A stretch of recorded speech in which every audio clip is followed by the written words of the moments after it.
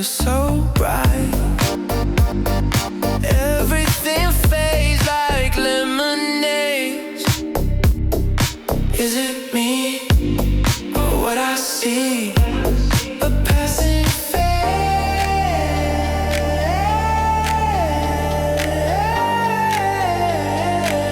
lost in the haze.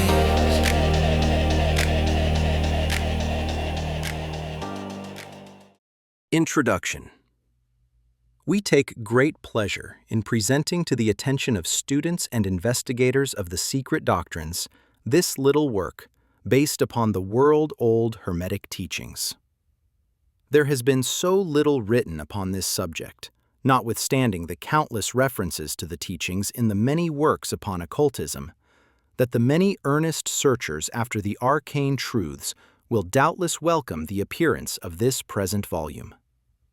The purpose of this work is not the enunciation of any special philosophy or doctrine, but rather is to give to the students a statement of the truth that will serve to reconcile the many bits of occult knowledge that they may have acquired, but which are apparently opposed to each other and which often serve to discourage and disgust the beginner in the study. Our intent is not to erect a new temple of knowledge, but rather to place in the hands of the student a master key with which he may open the many inner doors in the temple of mystery through the main portals he has already entered. There is no portion of the occult teachings possessed by the world which have been so closely guarded as the fragments of the Hermetic teachings which have come down to us over the tens of centuries which have elapsed since the lifetime of its great founder, Hermes Trismegistus, the scribe of the gods, who dwelt in old Egypt in the days when the present race of men was in its infancy. Contemporary with Abraham, and, if the legends be true, an instructor of that venerable sage, Hermes was, and is, the great central sun of occultism, whose rays have served to illumine the countless teachings which have been promulgated since his time. All the fundamental and basic teachings embedded in the esoteric teachings of every race may be traced back to Hermes. Even the most ancient teachings of India undoubtedly have their roots in the original Hermetic teachings. From the land of the Ganges, many advanced occultists wandered to the land of Egypt and sat at the feet of the master. From him they obtained the master key, which explained and reconciled their divergent views, and thus the secret doctrine was firmly established. From other lands also came the learned ones, all of whom regarded Hermes as the master of masters, and his influence was so great that in spite of the many wanderings from the path on the part of the centuries of teachers in these different lands, there may still be found a certain basic resemblance and correspondence which underlies the many and often quite divergent theories entertained and taught by the occultists of these different lands today. The student of comparative religions will be able to perceive the influence of the Hermetic teachings in every religion worthy of the name, now known to man, whether it be a dead religion or one in full vigor in our own times. There is always certain correspondence, in spite of the contradictory features, and the Hermetic teachings act as the great reconciler. The life work of Hermes seems to have been in the direction of planting the great seed truth, which has grown and blossomed in so many strange forms, rather than to establish a school of philosophy which would dominate the world's thought. But, nevertheless, the original truths taught by him have been kept intact in their original purity by a few men each age, who, refusing great numbers of half-developed students and followers, followed the Hermetic custom and reserved their truth for the few who were ready to comprehend and master it. From lip to ear, the truth has been handed down among the few. There have always been a few initiates in each generation in the various lands of the earth, who kept alive the sacred flame of the Hermetic teachings. And such have always been willing to use their lamps to relight the lesser lamps of the outside world, when the light of truth grew dim and clouded by reason of neglect, and when the wicks became clogged with foreign matter. There were always a few to tend faithfully the altar of the truth, upon which was kept alight the perpetual lamp of wisdom. These men devoted their lives to the labor of love, which the poet has so well stated in his lines, "O let not the flame die out, cherished age after age in its dark cavern, in its holy temples cherished, fed by pure ministers of love, let not the flame die out." These men have never sought popular approval, nor numbers of followers. They are indifferent to these things, for they know how few there are in each generation who are ready for the truth, or who would recognize it if it were presented to them. They reserve the strong meat for men, while others furnish the milk for babes. They reserve their pearls of wisdom for the few elect who recognize their value and who wear them in their crowns, instead of casting them before the materialistic, vulgar swine who would trample them in the mud and mix them with their disgusting mental food. But still these men have never forgotten or overlooked the original teachings of Hermes regarding the passing on of the words of truth to those ready to receive it, which teaching is stated in the Kybalion as follows: "Where fall the footsteps of the master, the ears of those ready for his teaching open wide." And again, "When the ears of the student are ready to hear, then cometh the lips to fill them with wisdom." But their customary attitude has always been strictly in accordance with the other Hermetic aphorism, also in the Kybalion. "The lips of wisdom are closed, except to the ears of understanding." There are those who have criticized this attitude of the Hermetists, and who have claimed that they did not manifest the proper spirit in their policy of seclusion and reticence. But a moment's glance back over the pages of history will show the wisdom of the masters, who knew the folly of attempting to teach to the world that which it was neither ready or willing to receive. The Hermetists have never sought to be martyrs, and have instead sat silently aside with a pitying smile on their closed lips, while the heathen raged noisily about them, in their customary amusement of putting to death and torture the honest but misguided enthusiasts who imagined that they could force upon a race of barbarians the truth capable of being understood only by the elect who had advanced along the path. And the spirit of persecution has not as yet died out in the land. There are certain Hermetic teachings which, if publicly promulgated, would bring down upon the teachers a great cry of scorn and revilement from the multitude, who would again raise the cry of "Crucify, crucify." In this little work, we have endeavored to give you an idea of the fundamental teachings of the Kybalion, striving to give you the working principles, leaving you to apply them yourselves rather than attempting to work out the teaching in detail. If you are a true student, you will be able to work out and apply these principles. If not, then you must develop yourself into one, for otherwise the Hermetic teachings will be as words, words, words to you. The Three Initiates. Chapter 1. The Hermetic Philosophy. The lips of wisdom are closed, except to the ears of understanding. The Kybalion. From old Egypt have come the fundamental esoteric and occult teachings which have so strongly influenced the philosophies of all races, nations, and peoples for several thousand years. Egypt, the home of the pyramids and the Sphinx, was the birthplace of the hidden wisdom and mystic teachings.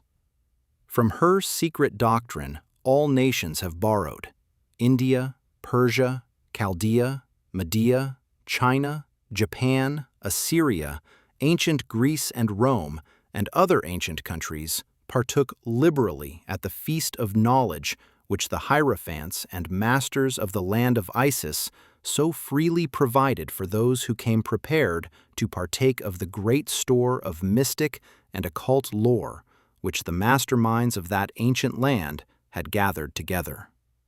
In ancient Egypt dwelt the great adepts and masters who have never been surpassed and who seldom have been equaled during the centuries that have taken their processional flight since the days of the great Hermes. In Egypt was located the great lodge of lodges of the mystics. At the doors of her temples entered the neophytes, who afterward, as hierophants, adepts, and masters, traveled to the four corners of the earth, carrying with them the precious knowledge which they were ready, anxious, and willing to pass on to those who were ready to receive the same. All students of the occult recognize the debt that they owe to these venerable masters of that ancient land. But among these great masters of ancient Egypt, there once dwelt one of whom masters hailed as the Master of Masters. This man, if man indeed he was, dwelt in Egypt in the earliest days. He was known as Hermes Trismegistus.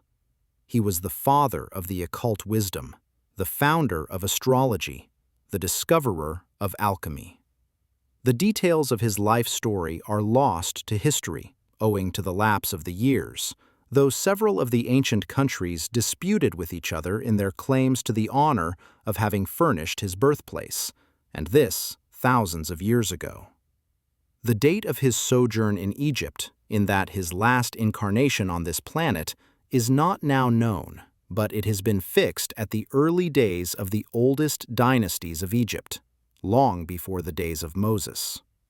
The best authorities regard him as a contemporary of Abraham, and some of the Jewish traditions go so far as to claim that Abraham acquired a portion of his mystic knowledge from Hermes himself. As the years rolled by after his passing from this plane of life, tradition recording that he lived 300 years in the flesh, the Egyptians deified Hermes and made him one of their gods under the name of Thoth. Years after, the people of ancient Greece also made him one of their many gods, calling him Hermes, the god of wisdom.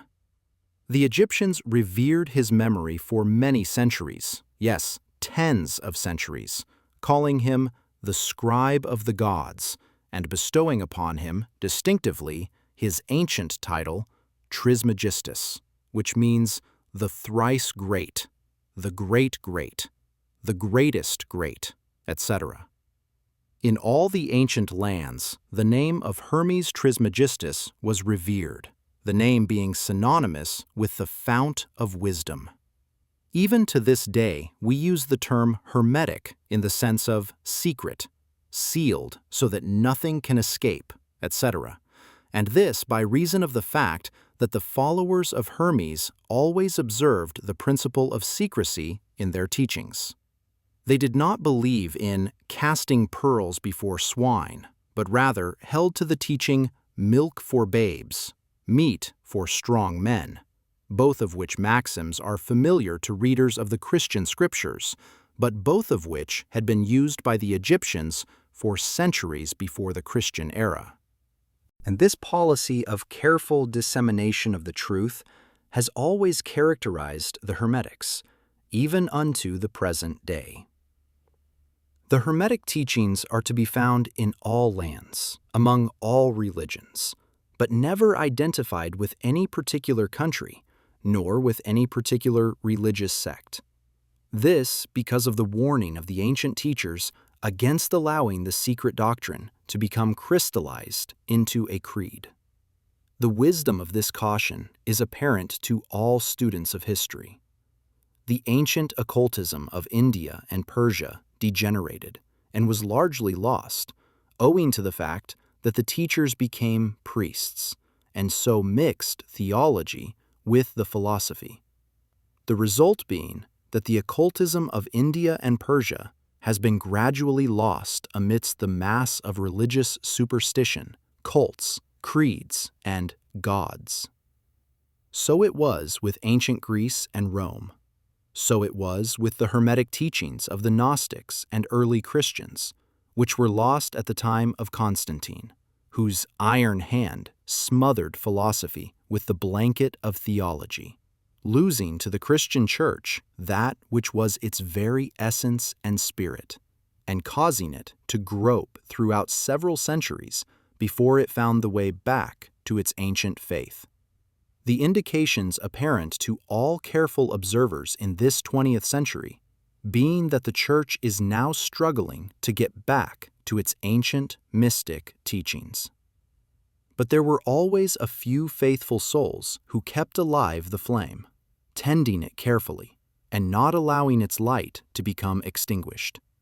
And thanks to these staunch hearts and fearless minds, we have the truth still with us. But it is not found in books to any great extent. It has been passed along from master to student, from initiate to hierophant, from lip to ear.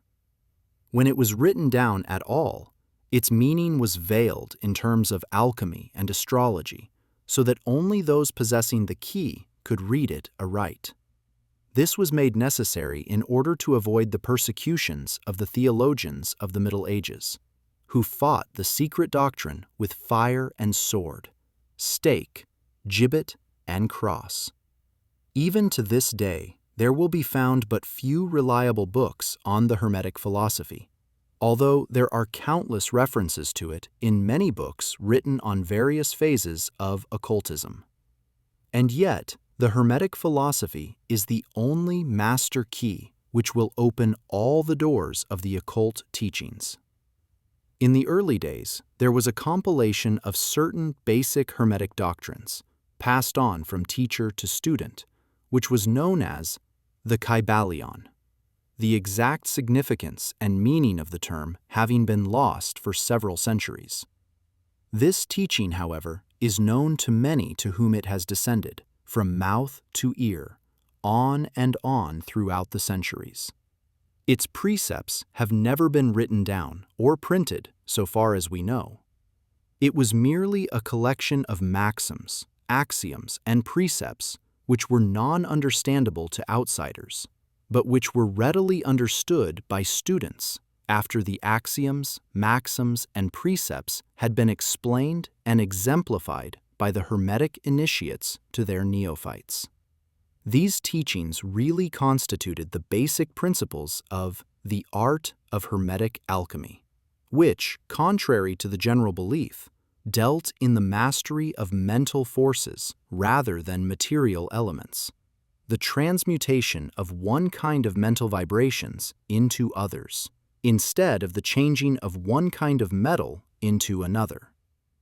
The legends of the philosopher's stone, which would turn base metal into gold, was an allegory relating to Hermetic philosophy, readily understood by all students of true Hermeticism. In this little book, of which this is the first lesson, we invite our students to examine into the Hermetic teachings, as set forth in the Kybalion, and as explained by ourselves, humble students of the teachings, who, while bearing the title of initiates, are still students at the feet of Hermes, the Master. We herein give you many of the maxims, axioms, and precepts of the Kybalion, accompanied by explanations and illustrations which we deem likely to render the teachings more easily comprehended by the modern student, particularly as the original text is purposely veiled in obscure terms. The original maxims, axioms, and precepts of the Kybalion are printed herein in italics, the proper credit being given. Our own work is printed in the regular way, in the body of the work. We trust that the many students to whom we now offer this little work will derive as much benefit from the study of its pages as have the many who have gone on before, treading the same path to mastery throughout the centuries that have passed since the times of Hermes Trismegistus, the master of masters, the great great. In the words of the Kybalion, where fall the footsteps of the master, the ears of those ready for his teaching open wide. The Kybalion. When the ears of the student are ready to hear, then cometh the lips to fill them with wisdom. The Kybalion. So that according to the teachings, the passage of this book to those ready for the instruction will attract the attention of such as are prepared to receive the teaching. And, likewise, when the pupil is ready to receive the truth, then will this little book come to him or her. Such is the law. The Hermetic principle of cause and effect, in its aspect of the law of attraction, will bring lips and ear together, pupil and book in company. So mote it be.